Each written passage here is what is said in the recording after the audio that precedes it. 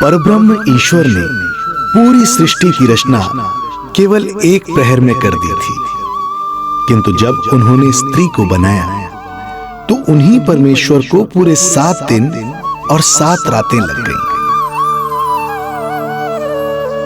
क्योंकि उन्हें स्त्री के व्यक्तित्व में मां बनने की अद्भुत क्षमता का निर्माण करना था, जो अपने तन को असहनीय पीड़ा देकर उसमें से एक नए जीव को जन्म देती है, जो अपने रक्त को दूध बनाकर अपनी संतान का पोषण करती है। वो एक मां ही होती है।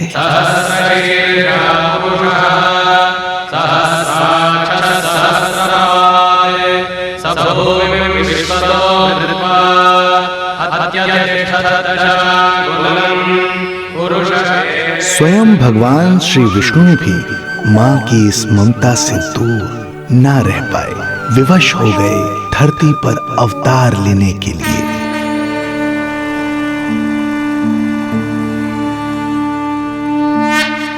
शांताकारं भुजगशयनं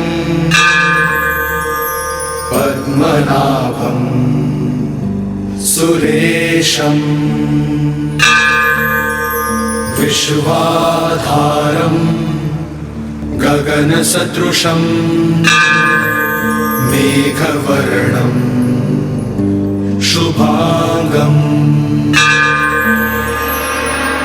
लक्ष्मीकान्तं कमलनयनं योगी वीरध्यानगम्यं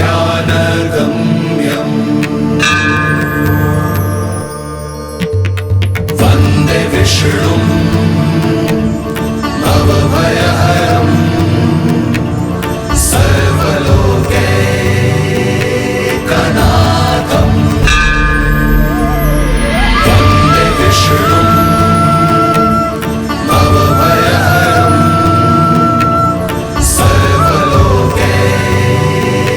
सर्वलोकैकनाथम्।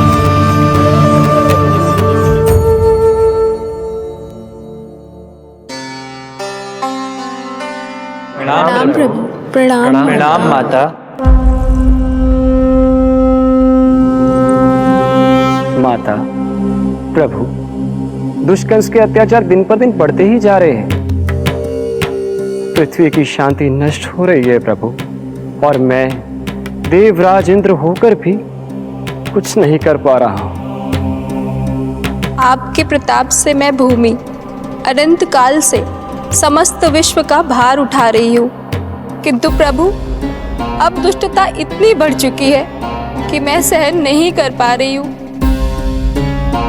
अब दया कीजिए प्रभु, इससे पहले कि मैं बुराई के इस असीम भार के नीचे दबकर ब्रह्मांड की अतल गहराइयों में खो जाऊं। मेरी सहायता कीजिए प्रभु। आंखें खोलिए प्रभु, आंखें खोलिए।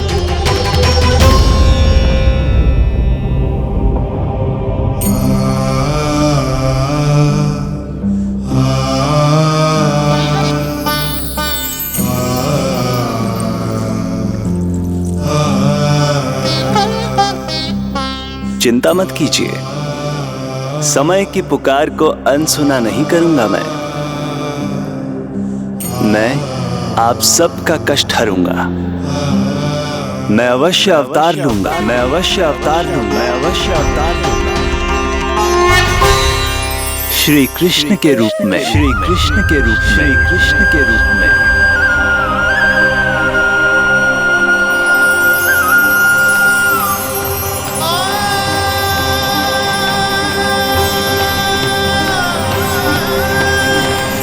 वसुदेवसुतं देवं कंसचाणूरमर्दनम्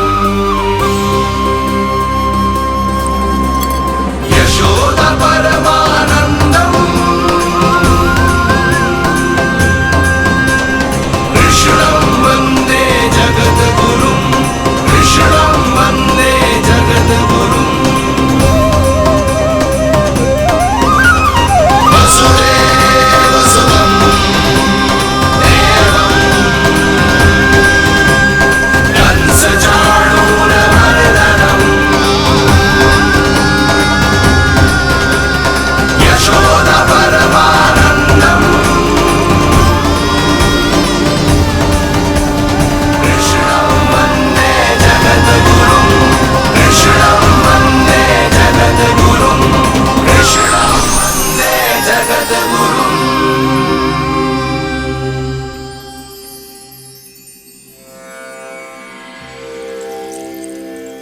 कंस का वध करूंगा, ऐसी परिस्थितियां उत्पन्न करूंगा जिनके कारण इस काल का सबसे बड़ा युद्ध होगा।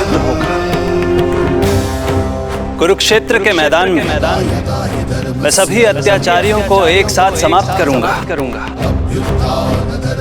और इस प्रकार मैं भूमि देवी का भार अवश्य हल्का करूंगा।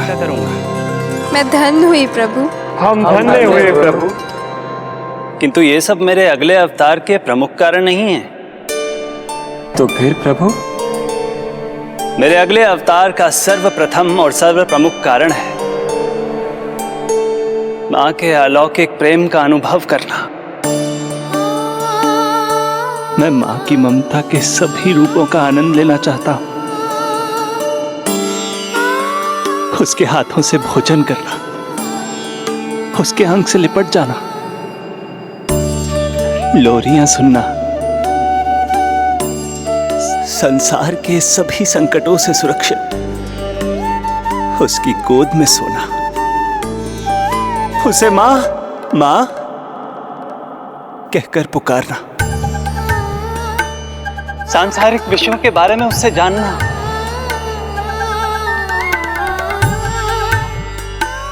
और फिर कोई शैतानी कर उसके आगे आगे भागना, उससे डांट खाना और फिर उसे मनाने के लिए क्षमा मांगना।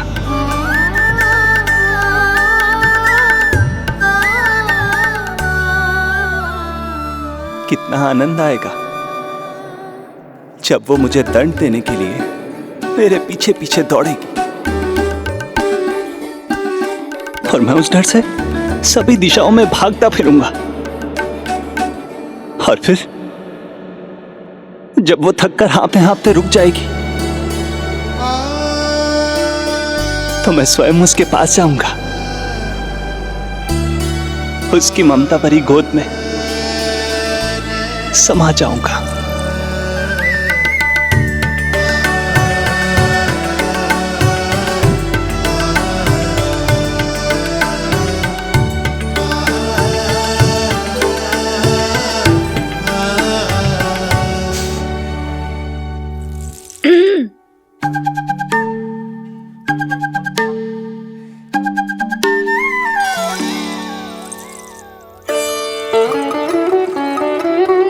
प्रभु, एक प्रश्न है। माँ और संतान के अद्भुत रिश्ते के इस आनंद को आप किसके साथ अनुभव करना चाहते हैं?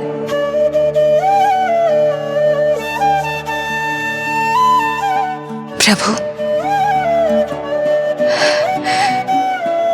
कौन है वो सौभाग्यशाली महिला जिन्हें आपने अपनी माँ के रूप में चुना है? वो महिला है यशोदा। यशोदा।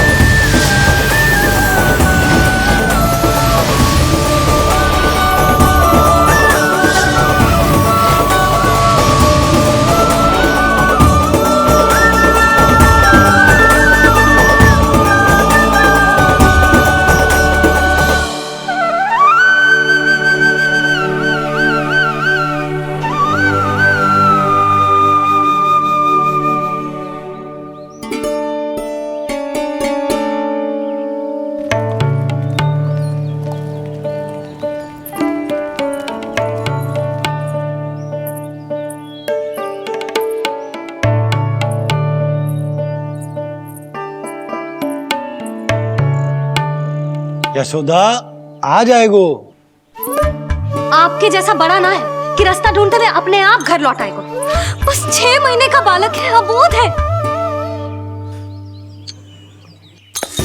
हे नारायण, क्षमा करना, अपने पति देव से ऊंची स्वर में बात कर ली मैंने।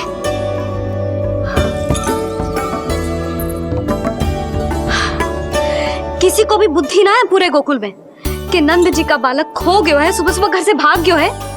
किसी को ना पड़ी है कि उसे ढूंढे लेकर आए। यही सामान देते हैं वे गोकुल के राजा को। हे भगवान, ना जाने मेरा बच्चा कहाँ होगा, कैसा होगा।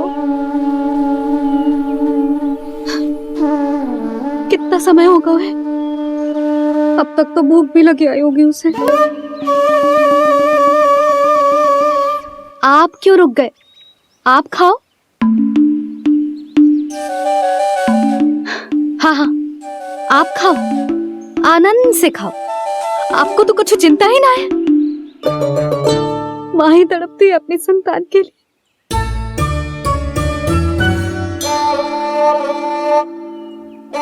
अब क्या खाली पेट काम पे जानो है? क्या कहेंगे सब कि यशोदा अपने पति को भूखा रखे? ना ना, आप खाओ, खाओ ना।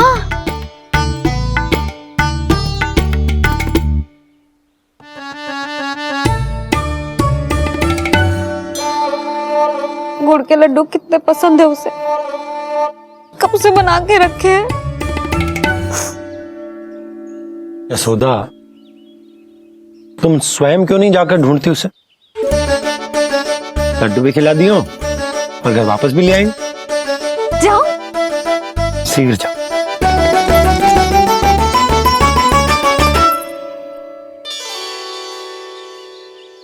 किंतु आप तो खाना खा रहे हो ना पतिदेव? वही तो, मैं खाना खा रहा हूं, परंतु वो भूखा है। तुम जाओ। वो तो भूखा है।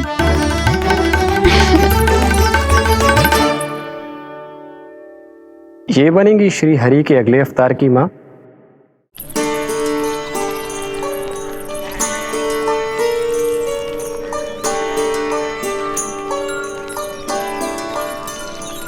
मेरे बच्चे को देखो है ना। काकी, मेरे बच्चे को देखो है? नहीं नहीं,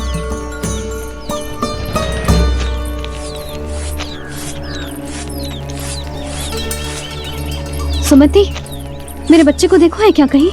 नहीं तो। ना देखो। जानकी, प्रभावती, मेरे बच्चे को देखो है कहीं?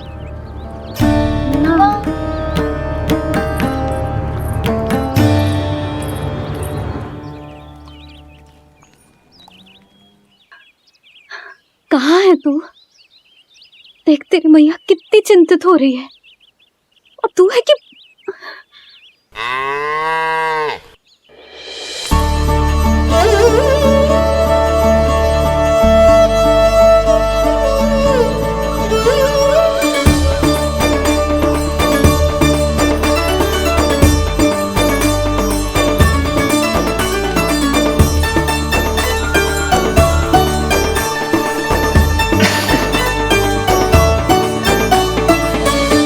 हाँ, अभी तक मैया यशोदा का लाडला यही है, 6 माह का बछड़ा।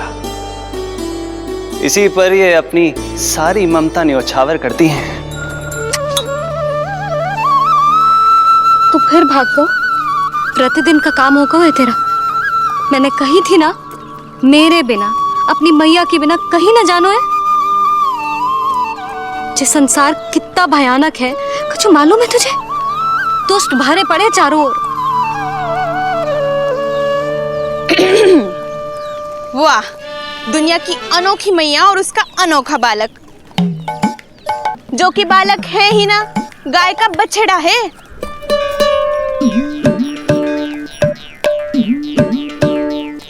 तो लक्षणा, तुम्हारी जे दशा कौन ने की?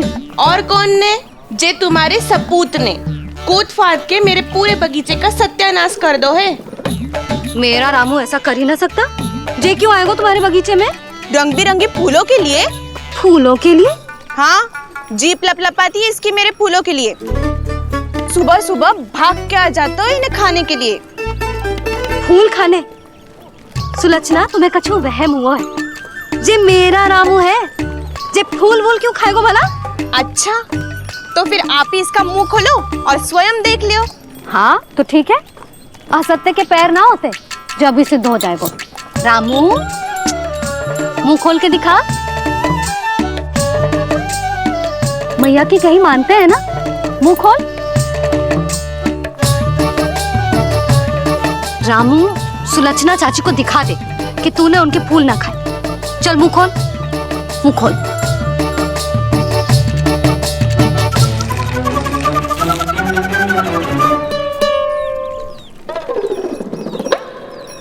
हाँ हाँ, देख लो, इसने कछु ना खाया है। हाँ, हम चल रहे हैं। अरे पर मुझे भी तो देख लेने दो। सुलक्षणा, मैं नंद देव की पत्नी हूँ। तुम्हें क्या लगता है मैं असत्य बोलूंगी? ना ना जशोदा जी, लेकिन आप तो सिद्ध करने वाली थी ना। हो तो गए हो सिद्ध। चल रामू, देर हो रही। अरे अरे, वैसे रामू, ये बहुत बुरी बात है। नंद जी का बालक चोरी कर दो। छी, जो अपनी वस्तु ना है उसे छूते भी ना है। समझ आई? जे करूंगी, सुलक्षणा के यहाँ भरी टोकरी बेसन के लड्डू भिजवा दूंगी। प्रसन्न हो जाएगी। ये तो बड़ी चतुर है प्रभु। हाँ प्रभु, और जीवट भी है इनमें। बस यही देखा आप सबने? क्या आपने एक मां की चिंता नहीं देखी? प्रत्येक मूल्य पर अपनी संतान की रक्षा करने का स्वभाव नहीं देखा? या फिर असत्य भाषण करने पर अपनी भूल सुधारने की व्यग्रता नहीं देखी? कोई बात नहीं, मैं बताता हूं यशोदा क्या है। यशोदा पवित्रता की प्रतिमूर्ति है, विश्वास का आधार सुरक्षा की भावना है, ममता का मूर्त रूप है वो, वात्सल्य की गंगा है, भावनाओं का बहता हुआ निर्झर है। यशोदा अपने आप में परिपूर्ण है। यशोदा मां है। प्रभु, मां यशोदा निश्चित ही अद्भुत है। जिनके यहाँ आप पुत्र बनकर जाना चाहते हैं, उन्हें तो असाधारण होना ही है। किंतु प्रभु, आपके दिए हुए वचन के अनुसार आपको देवी देवकी का पुत्र बनकर जाना है, तो फिर आप एक ही जन्म में दोनों माताओं के पुत्र कैसे बन सकते हैं? आपका प्रश्न उचित है इंद्रदेव। पूर्व काल में प्रजापति सुतप्पा और उनकी पत्नी प्रश्नी ने मेरी घोर तपस्या की थी। उनके आग्रह करने पर मैंने उन्हें वरदान दिया था कि जब वो देवकी और वसुदेव के रूप में पृथ्वी पर आएंगे, तब मैं उनका अष्टम पुत्र कृष्ण बनकर जन्म लूंगा। पर मैया यशोदा के वात्सल्य प्रेम ने मुझे दुविधा में डाल दिया, क्योंकि वो भी तो पिछले जन्म से ही है ना। पिछले जन्म से?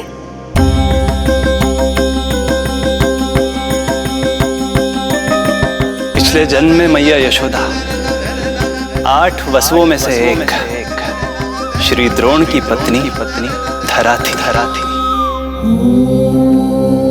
नमो नारायणाय।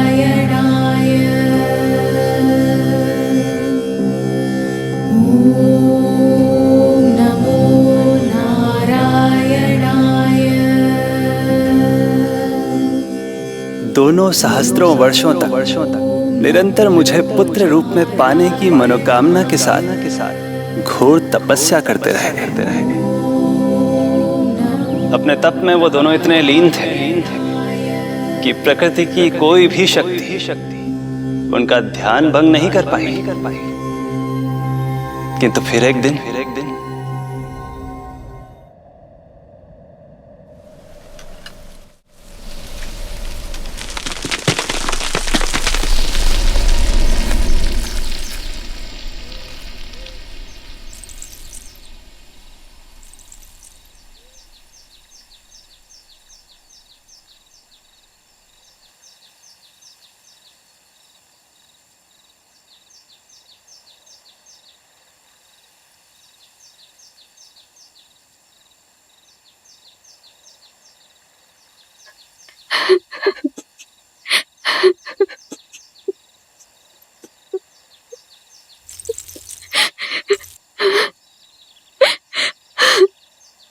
हमारी भक्ति में ऐसी क्या कमी रह गई प्रभु कि अभी तक आपके दर्शन का सौभाग्य नहीं मिला। अब तो सैकड़ों वर्ष बीत गए हैं आपका सुमिरन करते हुए।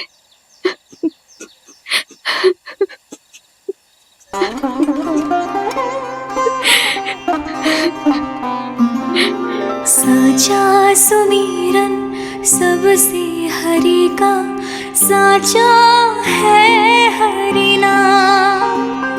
साचा सुमिरन सबसे हरि का, साचा है हरि नाम। जिनकी कृपा से बन जाते हैं सबके बिगड़े काम, सबके बिगड़े काम। साचा सुमिरन सबसे हरि का, साचा है हरि नाम। आतुर है आंचल का उपवन, सुनने को पैजनिया छुन छुन। मधुर मधुर तुतलाती बोली, खेले संग संग आँख में चोली। मेरे मुख पे भी दे दो प्रभु ममता भरी मुस्कान। साचा सुमिरन सबसे हरि का, साचा है हरि नाम। भक्त बिना भगवान है जैसे, माता बिन संतान के वैसे। हरि बिन मेरा जीवन सूना, भगवान लाज मेरी रख लो ना। भगवान लाज मेरी रख लो ना।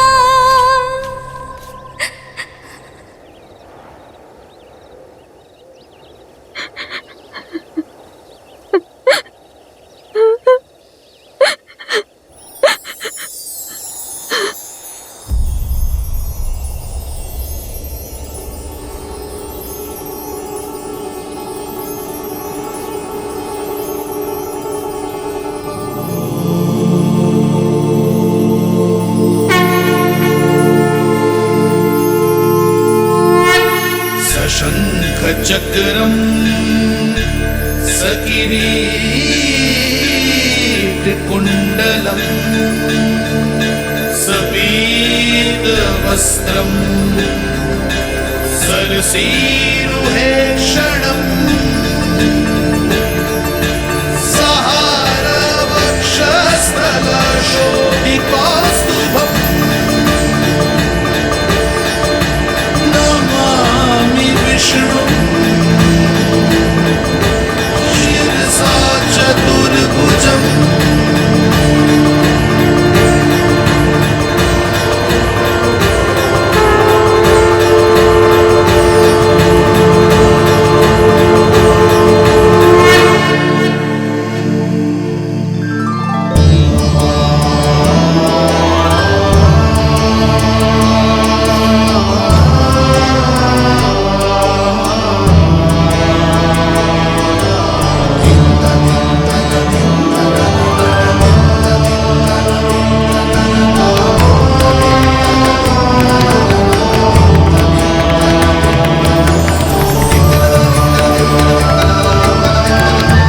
कहिए कहिए, क्या वरदान पाना चाहते हैं आप?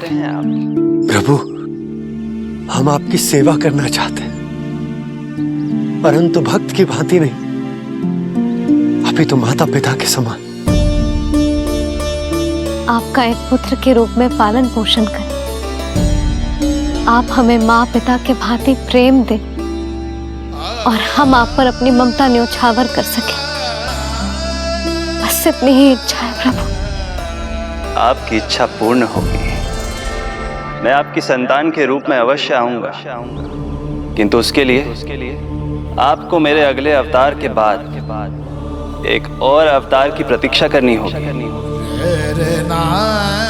क्योंकि अगले जन्म के लिए मैं पहले ही ये वरदान माता देवकी को दे चुका हूं।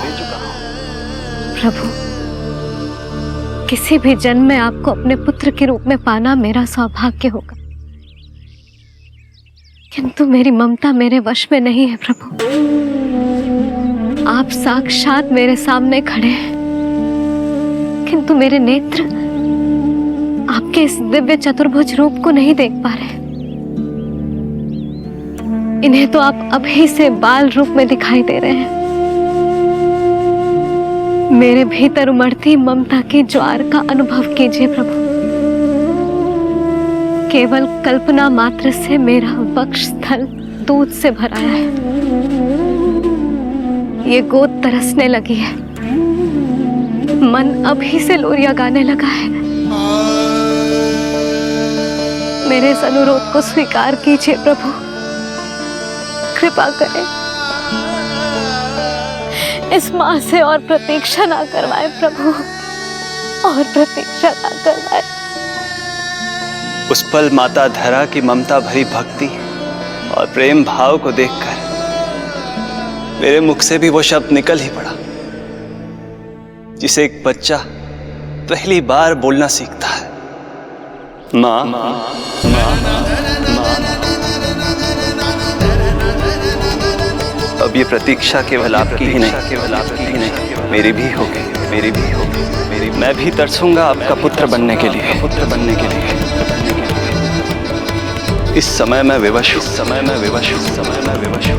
किंतु मैं आपको वचन देता हूँ, मैं आपकी संतान बनकर अवश्य आऊंगा, अवश्य आऊंगा। प्रभु,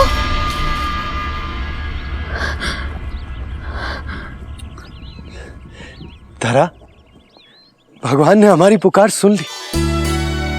वरदान तो सभी भक्तों को मिलता है, परंतु हमें तो हरि का वचन मिला है। वो आएंगे, अवश्य आएंगे। अब हमें केवल उस शुभ दिन की प्रतीक्षा करनी है। अब और प्रतीक्षा नहीं होगी मुझसे।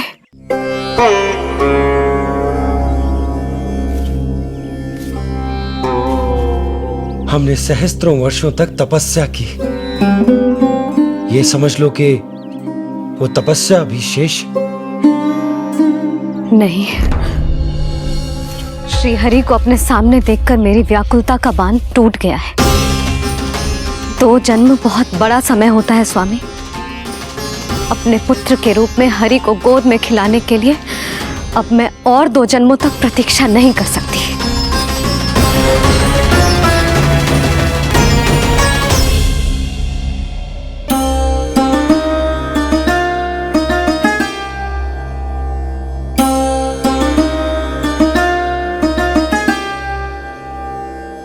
व्यर्थ हरि बिन जग ये सारा, व्यर्थ हरि बिन जीवन धारा।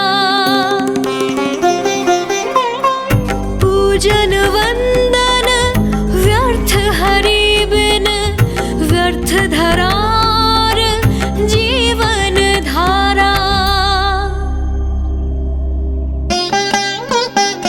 वरुण देव विनती सुन लीजिए, तन मेरा निर्जल कर दीजिए।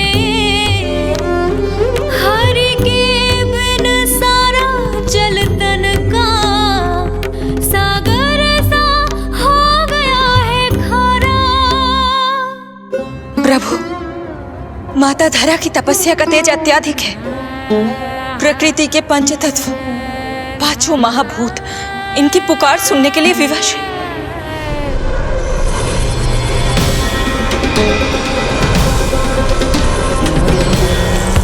धरा, प्रिय, ये क्या कर रही हो?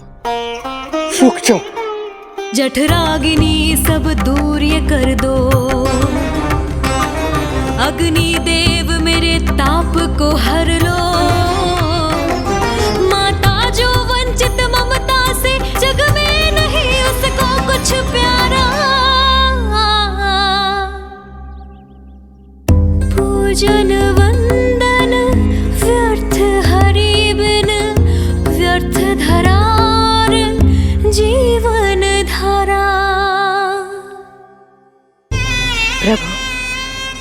यदि अग्निदेव अपना अग्नि तत्व वापस ले लेंगे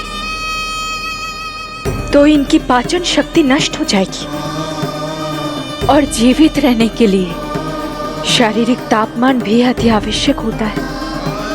यदि वही विलुप्त हो गया तो धरा, तुम्हें मेरी सौगंध मत करो ये। हे भूमाता आकृति दाता, मिथ्या है ये माटी का ढांचा। माटी मुक्त करो इस तन से, जब ना मिला हरि का सहारा। प्रभु, भू तत्व ही तन को भार देता है, उसके बिना ये तो पूरी तरह से ढह जाएंगी। धरा, धरा, ये क्या हो गया? बस करो अब। प्रभु, कुछ कीजिए। मैं संसार का संचालक हूं देवी। नियमों का पालन करने के लिए मैं भी बाध्य हूं। जो वचन मैं पहले ही माता देवकी को दे चुका हूं, यदि मैं चाहूं तो भी उसे तोड़ नहीं सकता।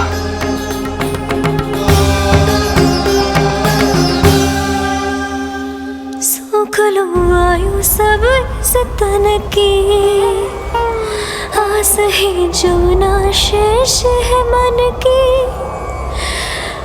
वायु देव कृपा करो अब ये, रोक दो इन श्वासों की धारा।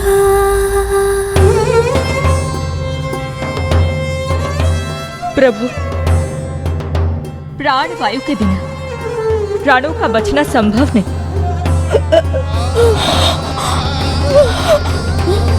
धरा,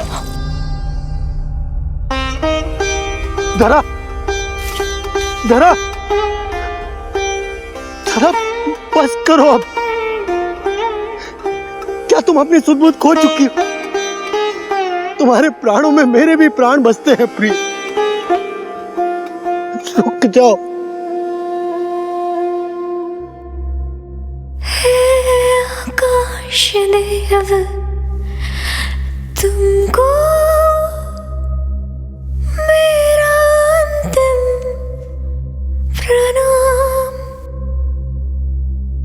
अंतरात्मा लीन करो मेरी, लेके श्री हरि का नाम।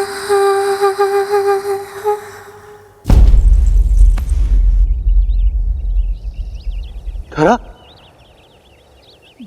धरा, धरा, ये क्या कर लिया तुमने? धरा, कोई है, कोई है, सहायता कीजिए। धरा, जल। धरा, तुम चिंता मत करना, मैं यही हूं। मैं 2 क्षण में जल लेकर आता हूं।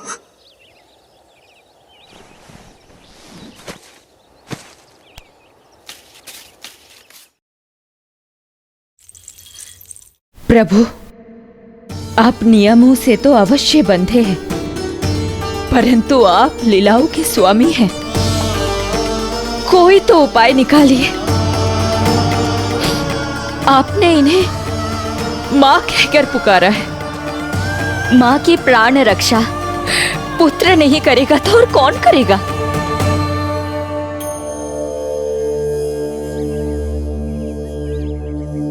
प्रेम ना जिसकी सीमा कोई, ना कोई आयाम, माँ की ममता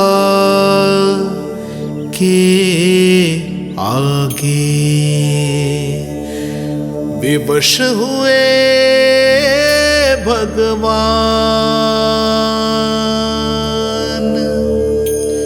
विवश हुए भगवान।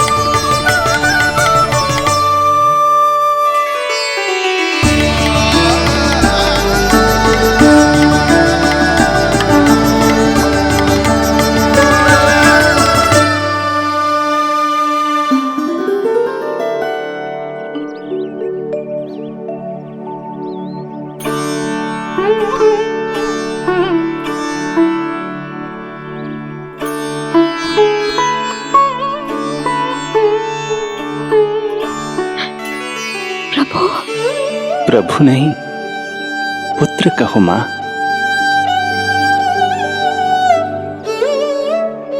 पुत्र, मेरा पुत्र, मेरा पुत्र।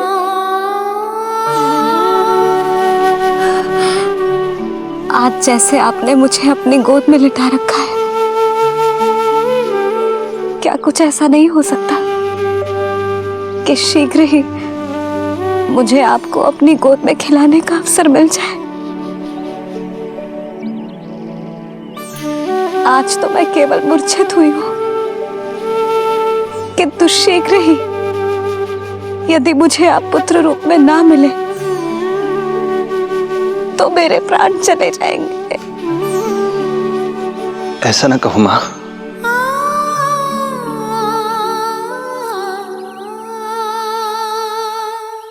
माता देवकी को मैं पहले ही वचन दे चुका हूं, इसलिए विधि के विधान के अनुसार मुझे उन्हीं का पुत्र बनकर जन्म लेना होगा। किंतु आपकी आतुरता का अनुभव करने के बाद अब मैं भी आपका स्नेह पाने से स्वयं को और वंचित नहीं रख सकता।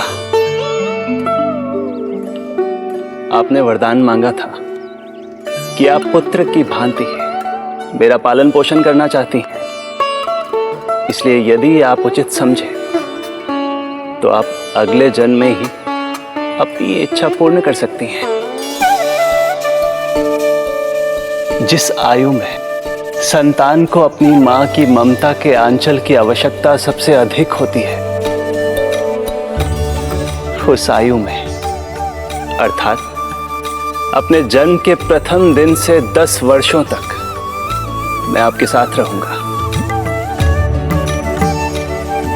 किंतु फिर मुझे अपनी जन्म देने वाली मां माता देवकी के पास लौटना होगा। ऐसा करने से मैं उन्हें दिया वचन भी निभा पाऊंगा और आपकी ममता का सौभाग्य भी प्राप्त कर पाऊंगा। यदि आपको स्वीकार हो तो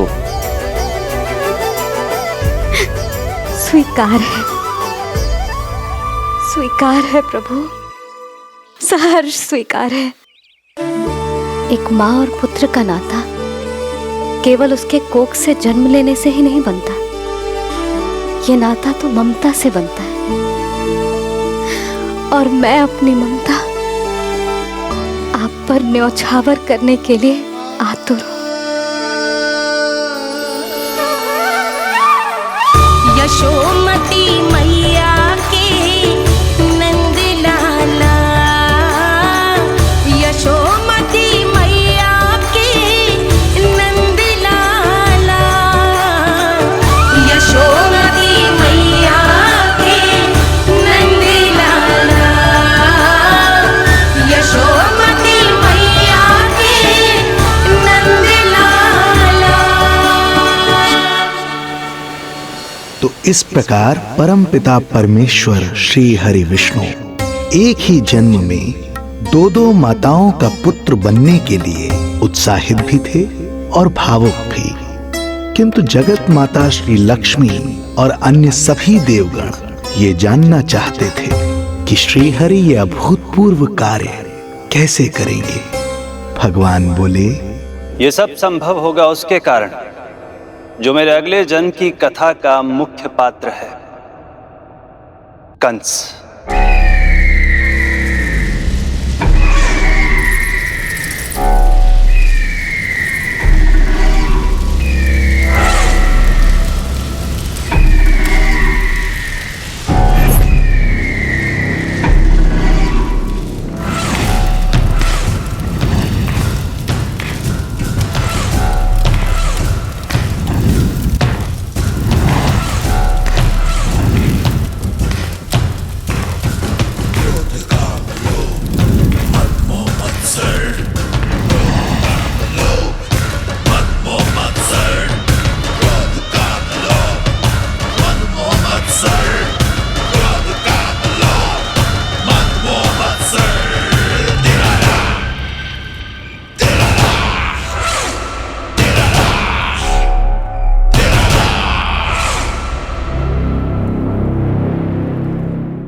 जब जीवन पर संकट हो तो अभिमान अर्थहीन होता है, जब प्राणों पर बनाए तो सम्मान स्वाभिमान सब निरर्थक होता है।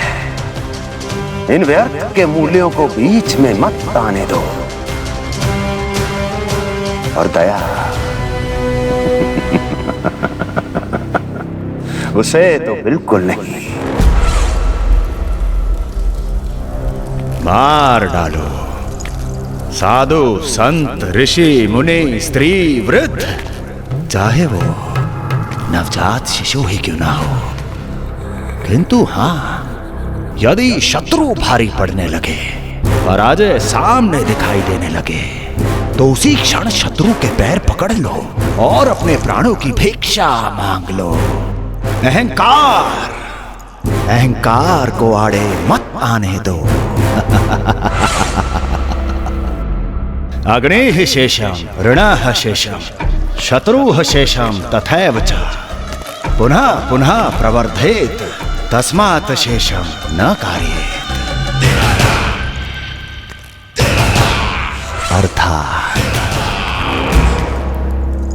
अग्नि की एक भी चिंगारी, ऋण की एक भी मुद्रा और शत्रु की एक भी संतान यदि शेष रह जाए तो शीघ्र ही विकराल रूप धारण कर सकती है। इन सब का समूल नाश ही एकमात्र उपाय है अपनी सुरक्षा का।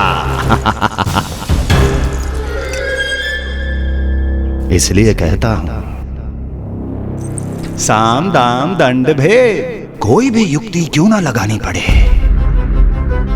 शत्रु के प्राणों का हरण ही परम उद्देश्य होना चाहिए। छोड़ो मत, फिर चाहे वो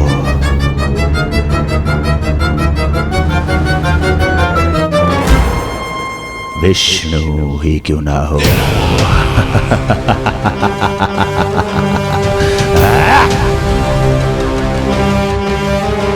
यही थी कंस की दिनचर्या।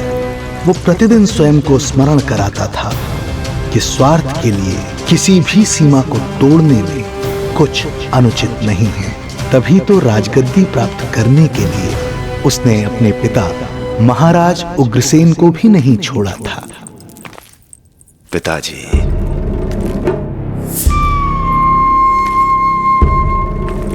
हो सके तो मुझे क्षमा कर दीजिएगा। कल्पना भी नहीं की थी कि मैं आपके साथ ऐसा व्यवहार करूंगा। आपको प्रतीत हो रहा होगा कि मैं क्रूर हूं, स्वार्थ में अंधा हो गया हूं, किंतु मैं विवश हूं।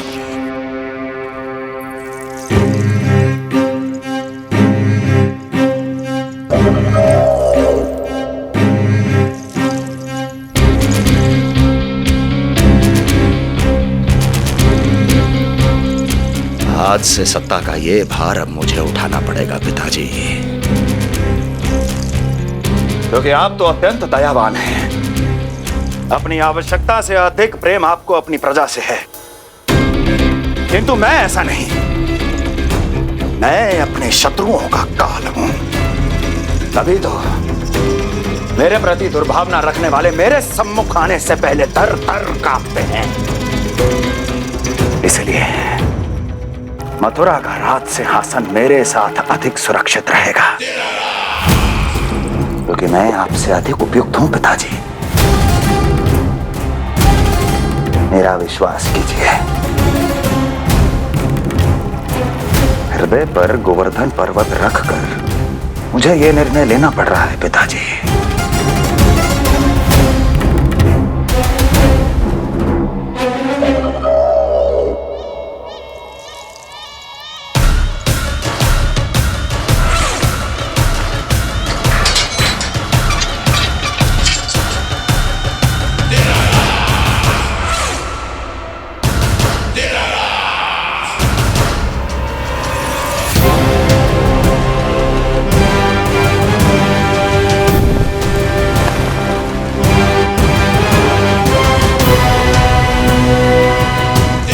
चाबी यमुना में फेंक देना। कोई कितना भी क्रूर, कठोर राक्षस ही क्यों ना हो, किसी न किसी के लिए उसके हृदय में भी प्रेम उपजता ही है। कंस भी इस नियम का अपवाद नहीं था। इस संसार में एक जीवात्मा ऐसी भी थी जिसे वो स्वयं से भी अधिक स्नेह करता था, और वो थी उसकी लाडली बहन देवकी।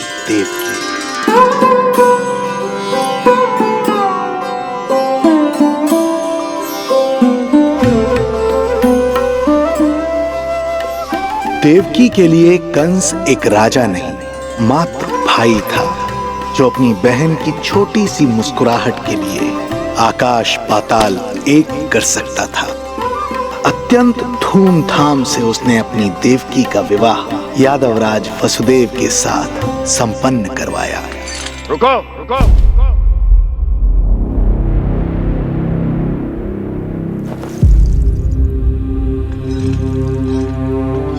ये आप क्या कर रहे हैं? आप मथुरा नरेश हैं? नहीं कुंवर जी, आज मैं मात्र वो भाई हूं जो अपनी प्रिय बहन के साथ बस कुछ क्षण और व्यतीत करना चाहता है। कंस के हृदय में देवकी के लिए उमड़ता प्रेम का सागर तब अचानक सूख गया जब उसने ये आकाशवाणी सुनी। महापापी अत्याचारी कंस, जिस देवकी को तू इतने प्रेम से ससुराल ले जा रहा है, वही तेरे अंत में सहायक होगी। तेरा काल तेरी प्रिय बहन के गर्भ से उसकी 8वीं संतान बनकर जन्म लेगा और तेरा विनाश करेगा।